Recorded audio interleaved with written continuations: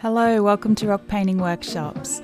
Today we are going to create this rock called Blessed. And I've got my colours, but I'm going to start with my glitter, a glitter pen today to do the outline. And I'm just colouring in that around the outside shape. And while it's still wet, just give it a smush and wipe it across. What's really hard to pick up on camera on this one is this is one of the glitter pens from Posca. And it's got a real sparkle to it. A lot of people think with the glitter pens that they're looking for that thick, sort of tacky glitter that you sort of get in the craft department.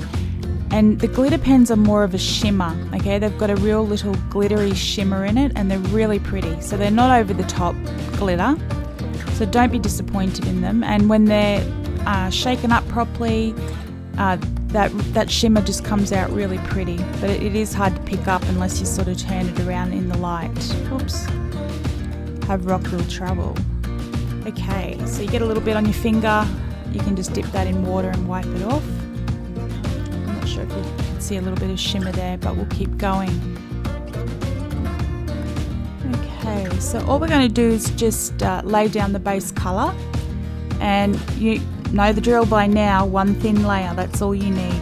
Get that base down and don't go too thick. Depending on the rock and how absorbent it is, how porous the rock is as to how much of the paint might soak a little bit into the rock. Don't worry about it, don't try and go thicker at this point. Just a nice even thin layer of paint. I thought it was really cute little rock. I liked it. Someone asked me how I drew roses, and I said I just keep overlapping little half like C shapes, half circle shapes. I just keep overlapping them until they become a rose. And that started. So I was just showing someone how to put that design on a rock, and then I wrote Blessed on it.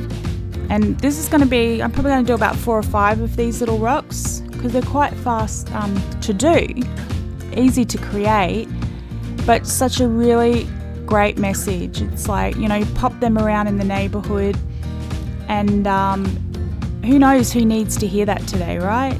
You just put that there, they might be having a hard time, and just a little reminder how blessed they are because they might be dwelling on the hard yards that we go through some days. So here I'm doing some shading, and I just dip my brush into the water and I wipe off any large drips onto my microfiber cloth, and I just touch on top of my paint pen, pick up a bit of colour, and I just smush it around. You can see here I'm not actually really even concentrating on what I'm doing, I'm just sort of adding bits of colour into the rose. Once you have the shading down, grab your black, there we go, that's Bert by the way, grab your black pen, and every time you pick up a pen and you're using it for the first time that day, you want to just give it a little test to make sure that it's working, okay? Because there's nothing worse if it's not quite working and something happens on the rock you're creating and a big blob of paint comes out or something. So you can see that I do all that on Bert. And my pet rock, he just lives on my desk with me, and at the moment I'm just leaning my hand on me to get the angle that I want to paint.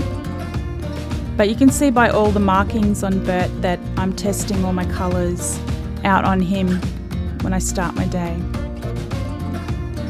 I just like to do that better than like paper towel or something like that, because sometimes especially the fine paint pens, the pin tips, you know, they might just pick up a little bit of fibre off the paper towel or something, and that's enough to just get caught in the nib, and I don't like to do that. So with Bert, he's just a hard surface and it's easy to stimulate the paint nib and get it flowing properly. So you can see here how I'm doing those C shapes. This is how I drew the original rose to start with. So I draw a circle and then I just bump off some C's and sort of overlap them. Keep going till I have the shape that I want. Okay, and here I'm just darkening in a little bit of shadow, so that gives it a little bit of depth. Just in where the joins go, so where you see like a bit of a join, I might just colour in that little triangle section there with a bit of black pen to give it the depth. I'm going to go over my word and write blessed again. I mean, it's even a reminder to me as I'm painting that, you know, as things go wrong, and a lot of you that know my story know things aren't quite going right health-wise in the house, but, you know, just a reminder that we truly are blessed.